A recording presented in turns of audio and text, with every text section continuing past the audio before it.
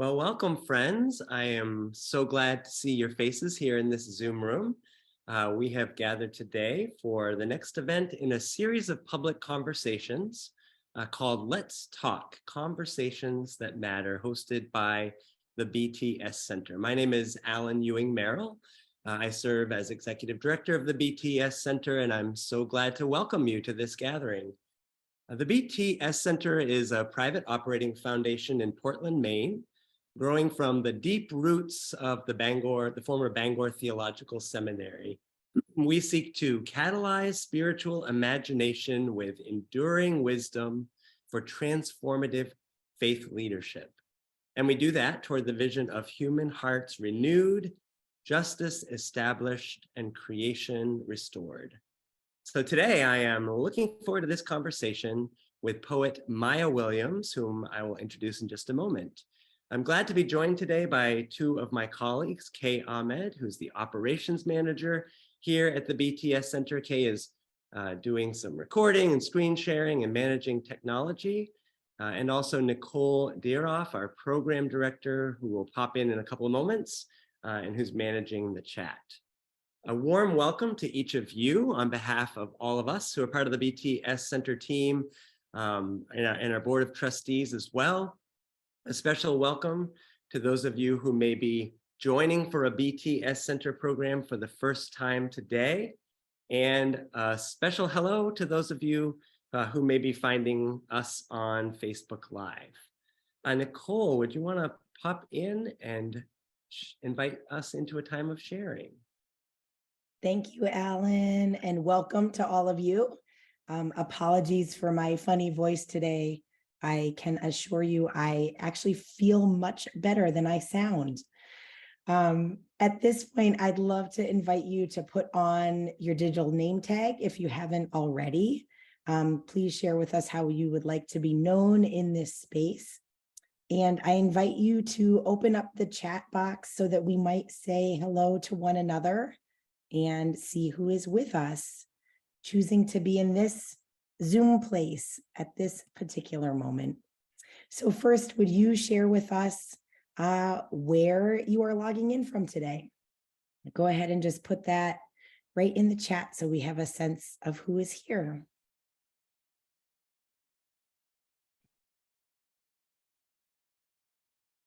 Welcome. I'm seeing a few places in Maine. Special welcome to Kirsten here for her first BTS Center event. Lovely. Massachusetts. Yay, Mainers showing up for Portland's Poet Laureate. I love it. But we also have California and Michigan. We're so glad all of you have chosen to be here today.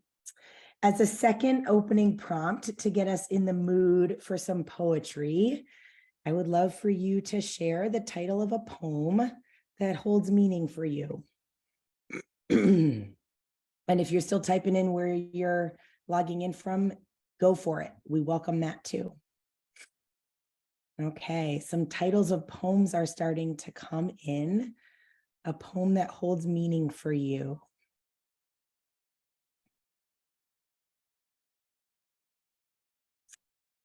I'm seeing The Lanyard. Imagine the Angels of Bread. September 1st, 1939. I assume that's the title of a poem. It's not one I know. I'll need to look it up. Beautiful. Thank you for those poems that you shared in the chat. And thank you again for choosing to show up in this online space for this particular conversation. It's a real joy for me to get to hear some poems from Maya today. Alan.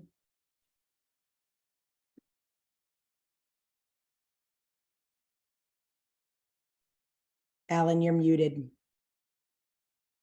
Thank you. It's my first time on Facebook. Thank you, Nicole. It's my pleasure now to introduce our guest for today's conversation, the one and only Maya Williams. Maya self-identifies as a Black multiracial non-binary suicide survivor. And Maya currently serves as the 7th Poet Laureate of Portland, Maine. Maya has earned 2 master's degrees, an MSW and an MFA, and they recently published their debut collection of poetry, Jesus and Suicide, hot off the press. Judas and Suicide. Thank you. Whoa, where did I get that from? Judas and Suicide, hot off the press. And we'll be talking about this collection and hearing some of the pieces from it today. Maya was one of 3 artists of color selected to represent Maine at the Kennedy Center's Arts Across America series in 2020, and they were listed as one of the Advocates Champions of Pride in 2022. So Maya, welcome, and thank you so much for saying yes to this invitation. Thanks for having me. Great to be together. My So pleasure. Maya, to kick this off, I wonder if you might just share a little bit about the experience of publishing your first collection of poetry. Congratulations, by the way. Thank What's you. it like to pull together a collection like this, to work with a publisher, to travel around doing poetry readings from coast to coast as you currently are, and just to launch a project like this out into the world? Are you excited?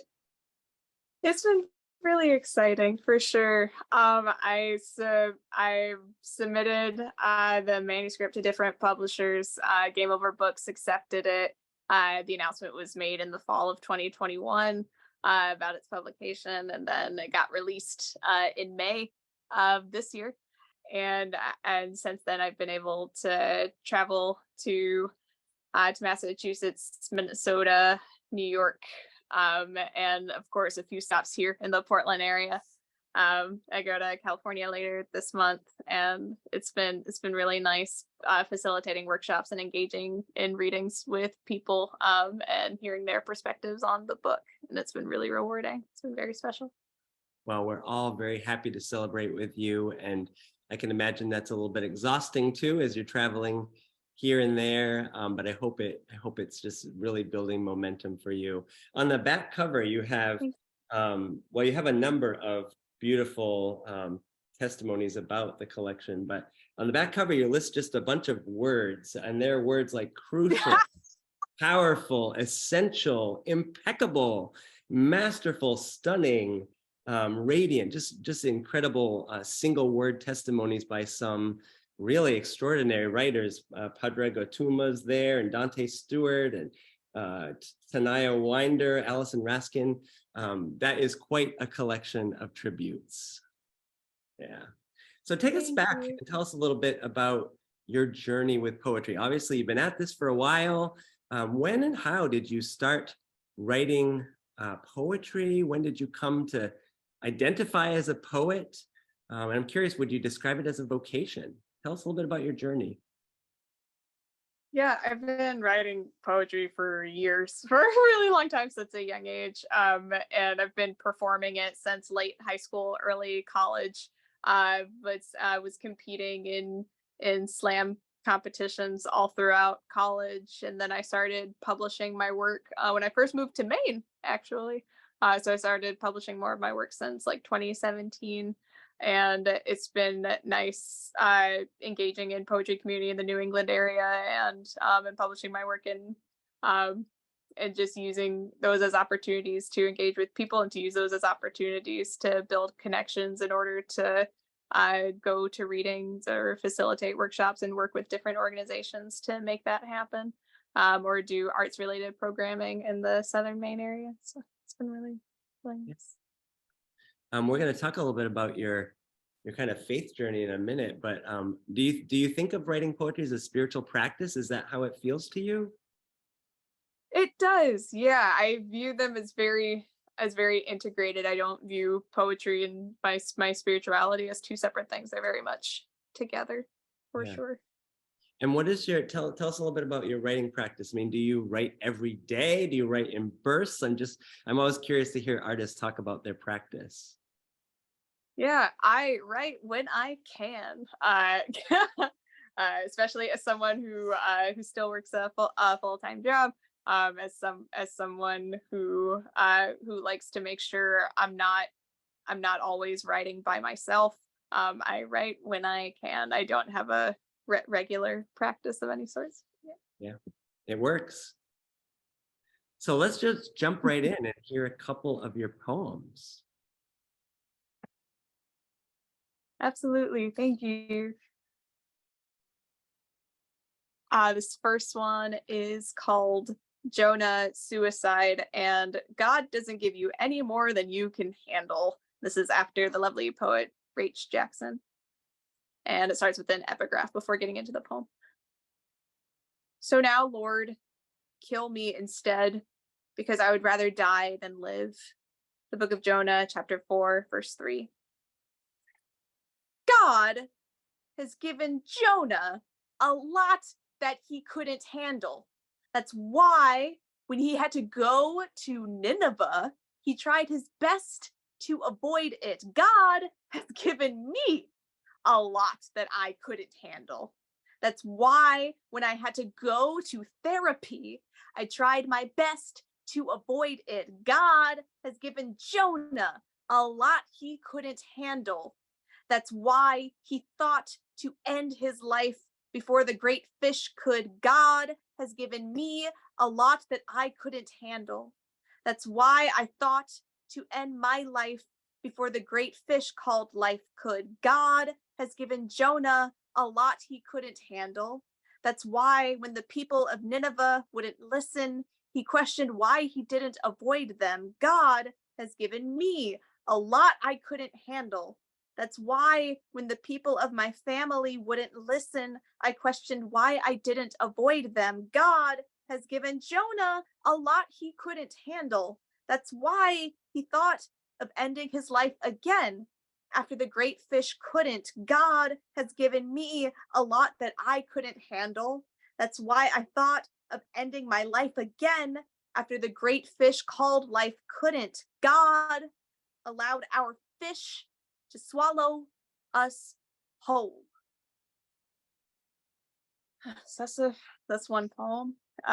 Feel free to respond in the chat about what stood out to you. And the next poem is the title poem, content warning for family trauma and religious trauma and suicide. And when it comes to any of these poems I read today, please take care of yourselves. If you need to log out and come back, please feel free to do so. This next poem is the title piece of the collection. Judas and Suicide. So Judas threw the silver coins into the temple and left. Then he went out and hanged himself. The book of Matthew, chapter 27, verses 3-5. My grandmother thought women with mental illnesses in our family were like Judas. Judas, cowardly, betrayer of the disciples, betrayer of Jesus, hanged himself not for being sorry, but to escape blame. Jesus died for our sins while Judas died by his. Despite clear scripture of Judas's death, there are blurred lines in between where his death is viewed as a sin like his duplicity. He killed Jesus and himself. Thou shalt not kill, right? My cousin has bipolar disorder. After her attempt, my grandmother thought she was cowardly, betrayer of the family, betrayer of my grandmother, took pills as a way out. I have obsessive compulsive disorder. I mentioned my attempt. My grandmother says I'm not like my cousin, a problem child, always going through something, craving her big escape. I have it together, always keeping busy. I stay away from mistakes. I ask, are you sure? My grandmother doesn't understand.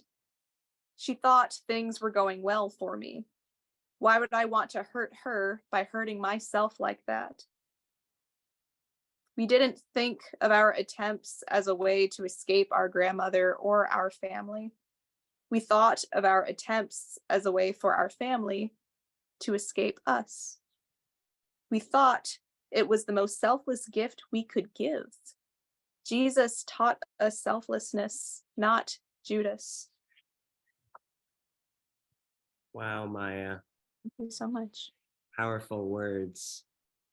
Thank you. Thank you. And as Maya reads some of their poems, feel free to pop in the chat, as some of you have been, with a response in some way, maybe a phrase or that grabbed you, or an emotion that the poem raises, or a question the poem invites you to ponder.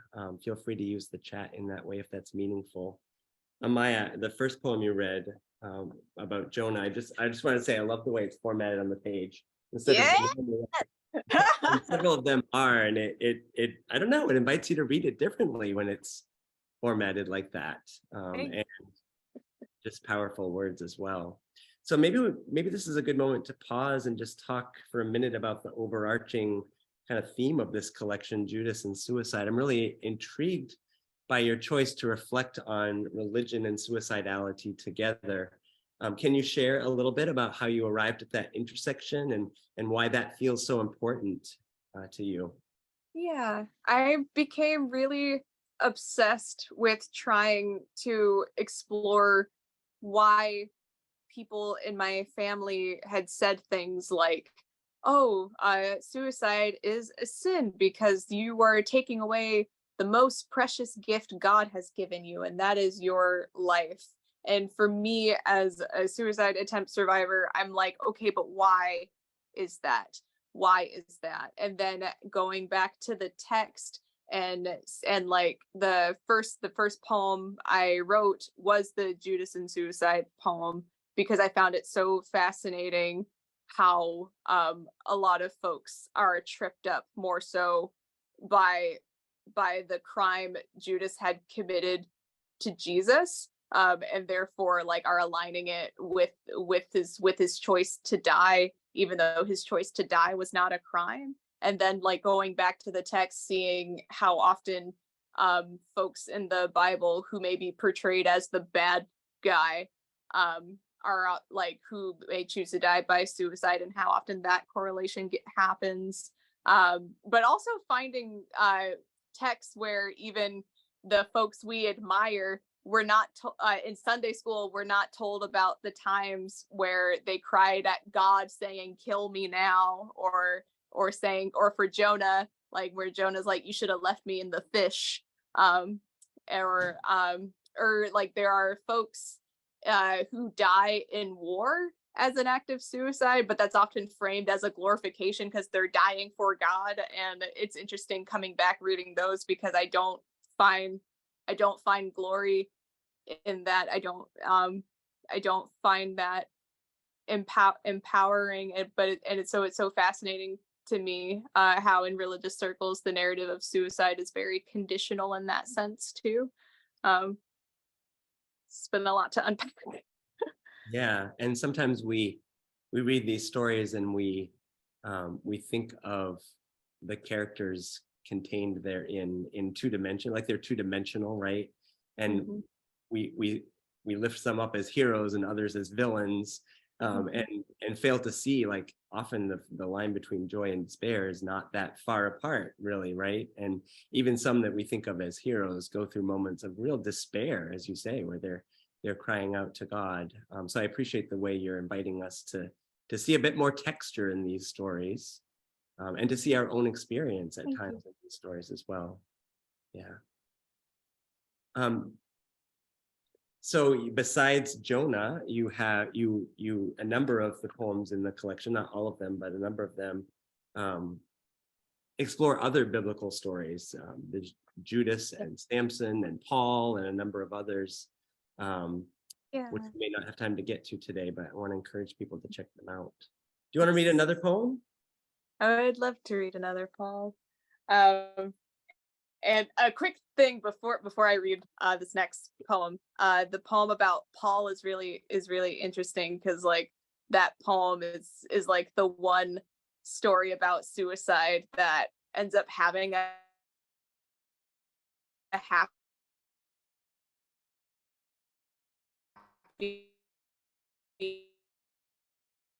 ending. So I'm gonna read this poem instead.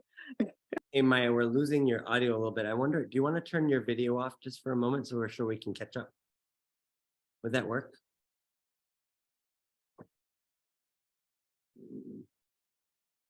Have others lost? Can Yeah. folks hear me?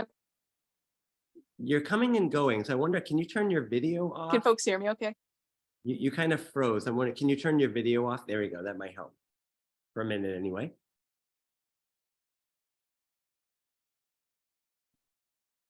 But don't mute, Maya, just your video off. Yeah, now you're muted. Let's see. Come back. Maya, you're muted. There we go. Want to try again? Okay, can folks hear me now? Did I have Yeah, to that's repeat better. anything that I just said? We didn't hear it because you were muted, but we can hear you now. No, I mean before I was muted. It's better muted. I mean, it's better with your video off. So let's try this for a minute. Okay.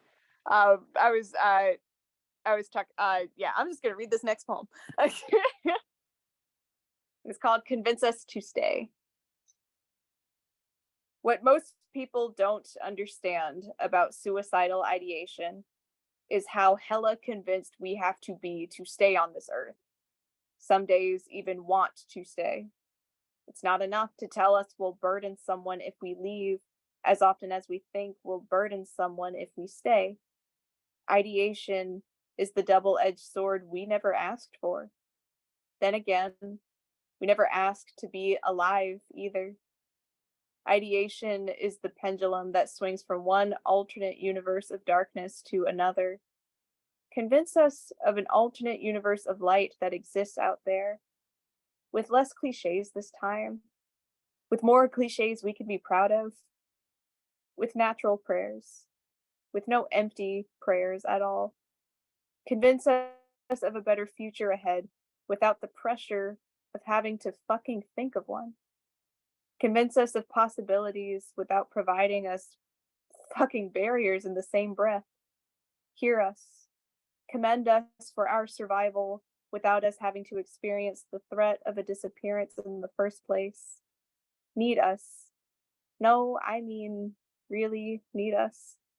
Not because it'll make you feel better, because it'll make all of us feel better. No, I mean, really feel better. Like freedom of life without giving compensation for saving it after failed attempts. Like summer rains being the occasional cleanse we desire with its liveliness within the gray. Like being so fucking present, being a blessed gift in of itself. Only no one has to wrap or rewrap it for us. Mental illness unravels like a motherfucker. Convince us of the belief that we can wrap and rewrap it ourselves. Convince us. No, I mean, really need us. Not because it'll make you feel better, because it'll make all of us feel better. Such powerful words. One of the things I really appreciate, Maya, is that in the back of your collection, you include some resources. You write, I know suicide prevention and awareness is far more systemic than what Lifelines can provide, but I hope this is a step in knowing you're not alone. I'm so happy and filled with joy that many of you are still here. I want as many people here and alive as possible.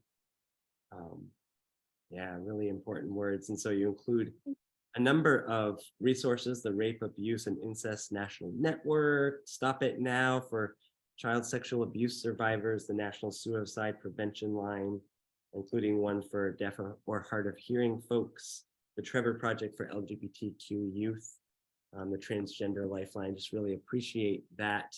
And Kay's going to put in the chat the National Suicide Prevention Lifeline, which you can access just at 988. So I just want to mention for those of you who are with us today that if you or someone you love is struggling with suicidality, 988, the National Suicide Prevention Lifeline, is available. If you have a question for Maya as we continue, feel free to pop the question in the chat. Nicole is going to be monitoring those, and we'll try to weave some of them in. And just want to say, I see your comments in the chat, and I really appreciate what you're sharing there. I know there's some important truths being conveyed right there in the chat.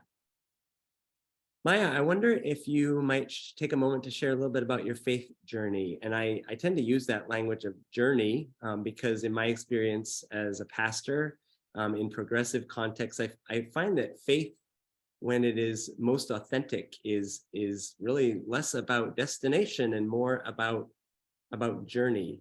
It's not so much about arriving, it's not fixed, it's about a pathway.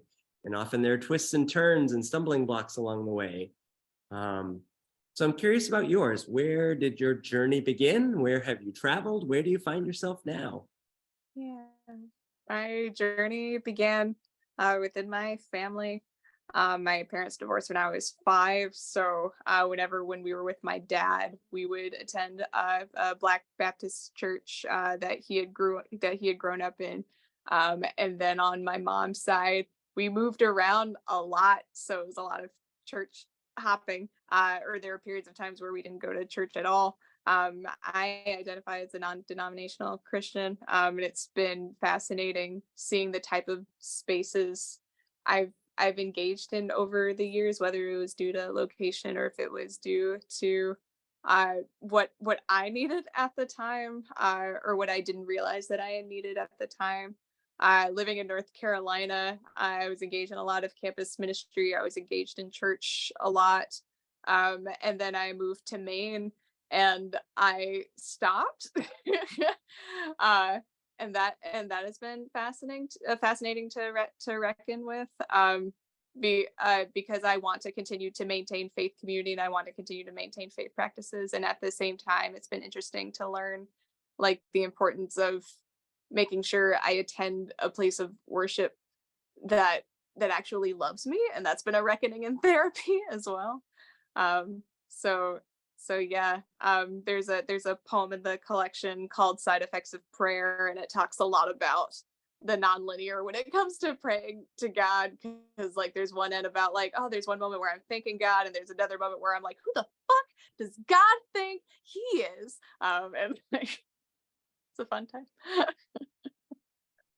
Yeah, and for people on that journey, often there's an element of deconstruction, right? Like unlearning some of the things that we've learned along the way to arrive at a more mature and growing faith. Is that part of your experience?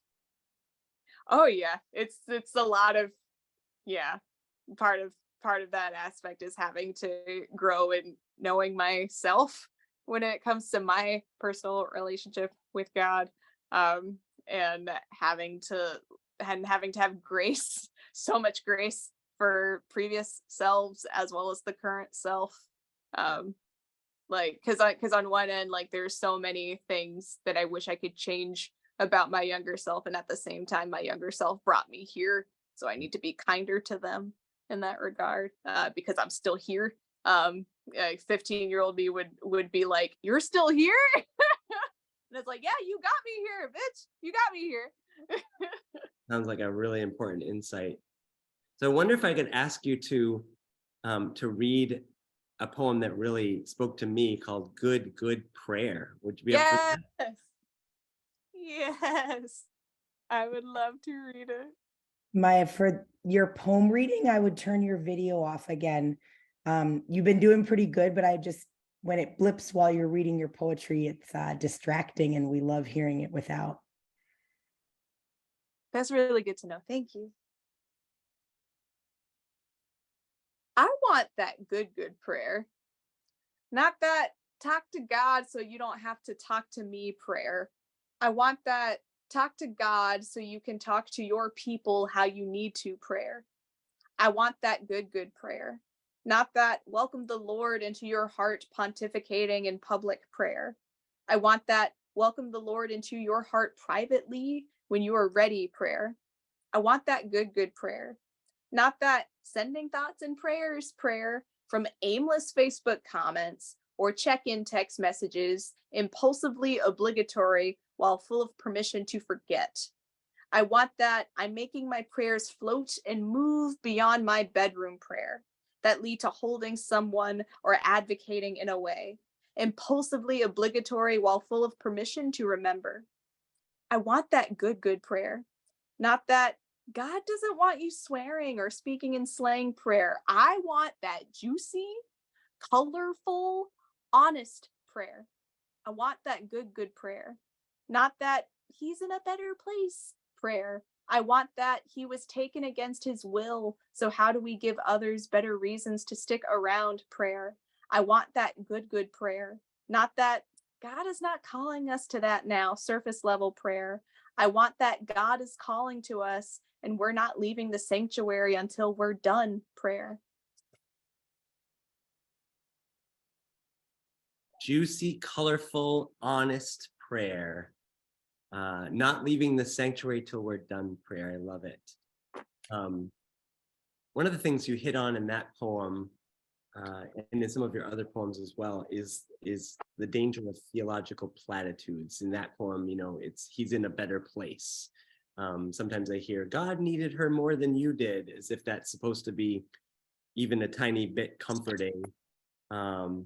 And in an earlier poem, I think the first poem you read, God will never give you more than you can handle, another theological platitude. In that case, I think there's at least two things wrong with that one. First of all, we don't have to look very far to see that many of us at times find that we're carrying more than we can handle, right? More than we can reasonably handle. I felt that way at times. I'm sure you have as well. And secondly, I don't believe that every bad thing that happens in life is because God gave that to me. So I wonder how you think about these theological platitudes, if there are other theological platitudes that you hear that you want to push back on. I think you can probably turn your camera on to respond. Yeah, really, I really want to push back on and I know I touched a little bit on this in the good prayer poem just now, but like pushing back on just pray about it. Because on one end, like, yes, I do want to pray about it. But this idea to use prayer in a way where you're like, oh, just talk to God. Don't talk to me though, because I ain't got the time. Just talk to God. Like I take huge issue with that. And also I take huge issue with this idea around, oh, well, God is using you and your trauma to reach more people. And I understand the intention behind it, but I don't like it because I don't believe in a God who created us just to suffer. I do believe in a God that wants us to make sure that we're not lonely amidst our suffering, but that doesn't mean that he created us solely for suffering as a purpose in order to reach more people. Yeah.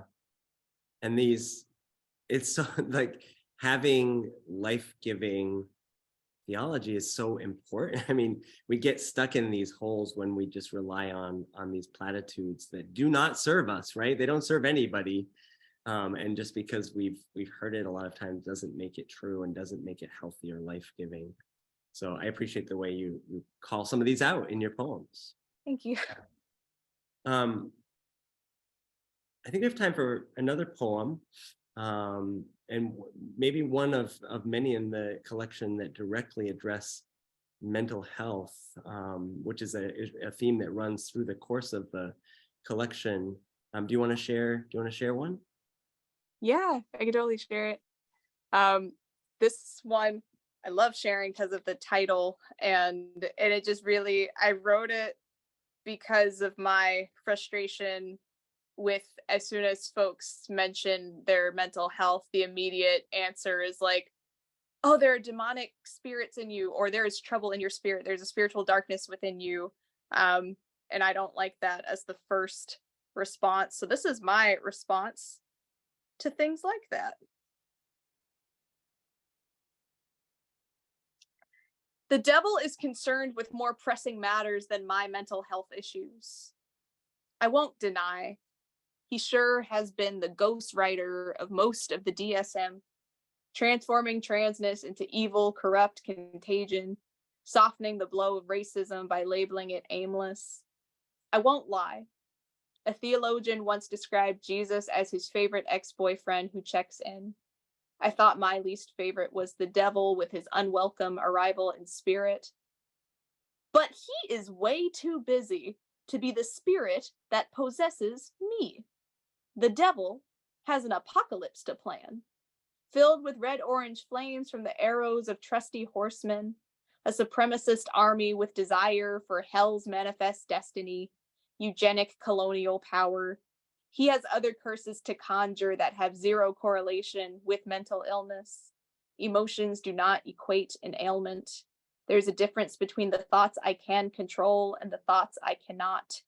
Yes, pray for me. Only pray the right one next time. Thank you. I wonder, is there anything more that you want to say about the intersection of religion and mental health, or about the faith community response to mental health, or about God in the midst of mental health? I wonder if there's anything more you want to say about that. It shows up so powerfully in your collection, and I wonder about your experience. I wonder if there are things that you wish were different. Yeah, I really wish that these poems are an opportunity to open more conversation about how religion and spirituality can lift us up in our mental health, because way too often so many of us, including myself, have experienced religious related trauma because of how religion or spirituality could be used as a tool to put people down. And it's interesting how sometimes that causes folks to leave that religious or spiritual tradition, or folks stay in it, and I choose to stay in it because it is important to sit with the doubts that come up with it, and I choose to continue to identify with it because I want to focus on the good that has benefited my mental health, when it's come to that. And I just want more opportunities to process that together in community. Yes, and I think these poems do provide a great opportunity for conversation. And I hope perhaps that will be a way that some who are listening today may find a way to engage it. There's a lot going on in the chat. I just want to honor that I'm not following it fully, and I'm sure you aren't either, Maya, but I do want to say that when we stop the recording and the live streaming at 1 o'clock, we will unmute, we'll give an opportunity if folks want to ask Maya a question directly, or offer a response verbally. We'll unmute everyone and give you a chance to do that at 1, if you can stay for a few moments. Especially note a comment in the chat from Alex Levering Kern, I think is at Northeastern. Maya, you might want to check that out. Maya, you are amazing. Our editorial board of college students and staff have loved reading and publishing your poems in Pensive, a global journal in the arts. Thank you. So there's an invitation there to come to Boston or to meet in Portland. Hope you'll check that out. Oh my gosh. We have just a few more minutes. And at the end, I'm going to invite Maya to share one more poem and offer the final word. But and then, as I mentioned, we'll invite you to either to go in peace or to linger for a little Q&A if you'd like. But first, I'm going to ask Nicole to pop back in and share a little bit about a few upcoming opportunities. Thanks, Alan. And just deep gratitude for the honesty that some survivors have shared with in the chat today, as well as some of the resources that were shared. Maya, you certainly open up people's hearts. So thank you for your good work in doing that. So I want to just share about 2 upcoming ways you might want to continue spending time with the BTS Center. First, we are excited to launch our first annual summer fiction book club in just a couple of weeks with the book People of the Whale by Linda Hogan. We've done quite a bit with nonfiction and with poetry like today, but this will be a dive into storytelling, the powerful narratives that we need for these times. So we'll be gathering on June 29th to engage in conversation about this book with one another and with Ryan Darr, who is the leader of Yale's new interdisciplinary religion, ecology, and expressive culture initiative. You can register to be part of that summer fiction book club at the link that Kay dropped in the chat. And secondly, our annual convocation gathering is coming up at the end of September. 2 days of community, respite, and learning, this year in person in Hallowell, Maine, focused on a theme of kinship, reweaving the great web of belonging. Our keynote speakers include Victoria Loers, author of Church of the Wild, and John Bear Mitchell, citizen of the Penobscot Nation. We hope you can join us, and registration is live. So I hope you consider signing up today, get the early bird rate, and continue journeying with the BTS Center in that way. Thank you so much, Nicole. Maya, is there a final poem that you'd like to share? Yes, there is. Thank you so much. Thank you again for this space. Thank you for folks engaging with the chat. Alan, I forgot to ask you this before this started. Could you please send me a copy of the chat? Oh, yes, absolutely. Will do. Thank you very, very much. Final poem is called I Am Living for This. Did you know children have suitcases now that can operate as scooters? Red and blue zipping through DCA. What a way to pass the time of a layover. I am so in love with that woman's braids. What I'd give to feel fingers crafting from my scalp to my ends, to feel like a visual work of art, a masterpiece. The sweetness of the frosting of a strawberry donut. Are you kidding me? So good. I have 2 more pages of this book left, and it's always exciting to start a whole new collection. My big purple backpack fit in the overhead bin this time. Hallelujah. No forcing or stuffing today. My partner and I watched the next episode of Feel Good, and it is stunning. Neither of us are even aware of the crying that's going to come 4 episodes later. The closest thing to transformative justice on screen. Justice has to come from the internal too. It is less humid in Portland, praise be. Praise be to the gentle sun and the on-time Lyft driver with a clean vehicle. Praise be to the pink blossoms we witness on the drive home. Praise be to the warm shower and Garnier Fructis conditioner. Praise be to rest, real rest. I am living for all of this. Praise be to being alive, so I didn't miss it. Thank you all so much. Amen. And praise be with you. Maya, do you want to turn your camera on just for a closing? Kay is going to put the link to Maya's book in the chat. Again, I want to encourage you to check it out through Game Over Books or wherever you like to buy books. I know for sure they have it at Print in Portland. And also a link to a review that was in the Portland Phoenix. Beyond doubt, Maya Williams' debut poetry collection is a force to be reckoned with. So I invite you to check those out. Thank you all for joining us. Especially thank you to you, Maya, for being part of this, for putting your words together in such powerful ways, for speaking boldly, for conveying truth, for provoking, for inspiring, for contributing to our healing. We're going to stop the recording in the live Facebook feed now, but we'll keep the Zoom meeting going for a couple more minutes, a few more minutes. So feel free to linger if you can for some conversation with Maya. Now I invite you to go in peace if you wish, or to linger for a bit of conversation. Thank you all.